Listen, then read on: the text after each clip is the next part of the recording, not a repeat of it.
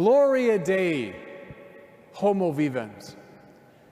The glory of God is a human being fully alive. That's Christianity.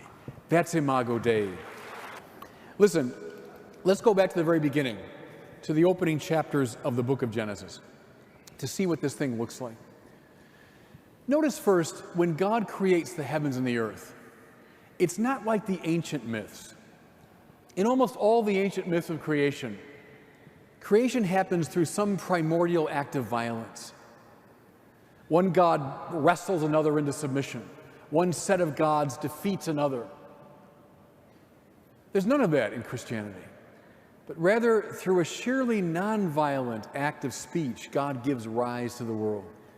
Let there be light, and there was light. Let the earth come forth, and it came forth. God does not wrestle anything into submission when he makes the world. God does not have to put something down, but rather through a sheer act of love, he gives rise to the world. So it always goes with God. Notice too how beautifully liturgical the account of creation is. As all the elements come forth from God, one after the other, like a liturgical procession. Sun, moon, planet, stars, earth, animals, insects. Notice, please, everybody, at one time or another in the ancient world, all those things were worshipped. Sun, moon, stars, the earth itself, the sea, they were all objects of worship. You see what the author of Genesis is saying? No, they're not to be worshipped. Rather, they themselves are in a beautiful liturgical procession because they are meant to give praise to God. How do they do it? Well, who's the last person, the last element in this great liturgical procession? But human beings.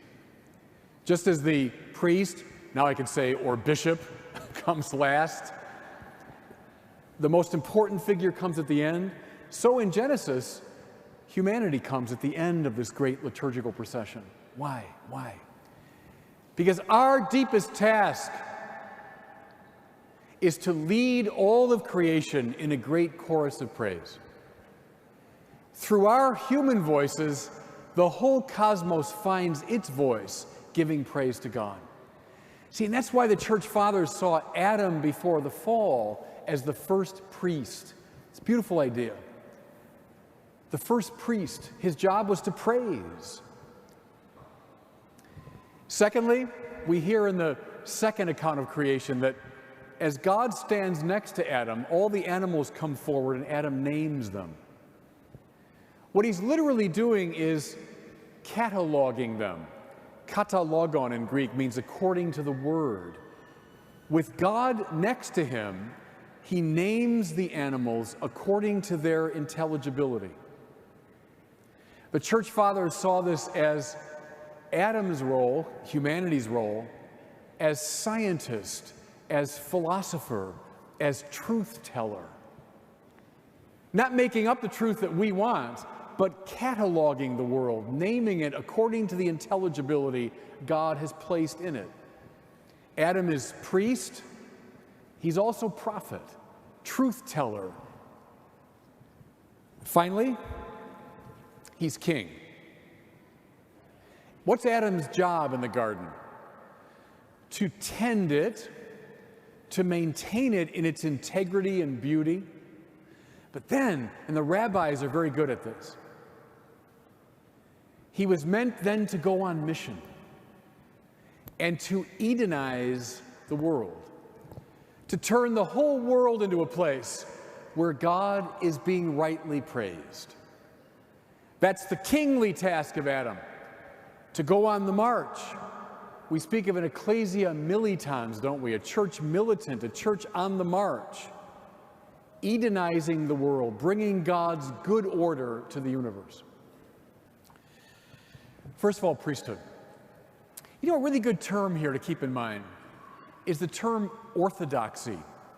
Now, I know we tend to think right away that means right belief, and that's certainly a derivative sense of it, right belief. But you know, doxa in Greek means praise. So orthodoxy is right praise. That's always the solution, and the suspension of orthodoxy is always the problem. Take that to the bank spiritually. It's a basic biblical principle. If things are going wrong, then the wrong things are being praised. To get it right, recover right praise. That's the insight. Adam before the fall was also a prophet. Cataloging, naming things according to the Logos, according to the divine intelligibility that God had placed in them. What's the problem today, everybody? And we know it, that instead of cataloging things, naming them according to God's intelligibility, we name things according to our whim and our desire. We project our own subjective fantasies onto the world and say that's the way things are. See, in that, we undermine our prophetic identity and prophetic mission. Many have seen this as a type of Gnosticism, and indeed it is. What do I mean by that? Well, I mean this view that somehow the body is infinitely malleable. It's just something that we can shape according to our whim and desire. See it in so many of the debates going on today. I can make my body or the body what I want it to be. But that's inimical to the Bible, which sees the body as imbued with its own intrinsic intelligibility given by God. It's the respect of the body and its own intrinsic reasonableness that gives rise to right speech. But think of our system today is so dominated by a willfulness vis-a-vis reality. Now, let me suggest to you, this is a more textured version of what the Bible means by image of God. We're made in the image of God. It means we've got a mission.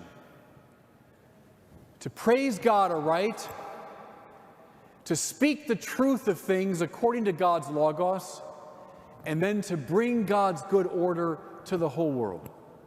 That's the Imago Dei. That's the image, precisely as mission.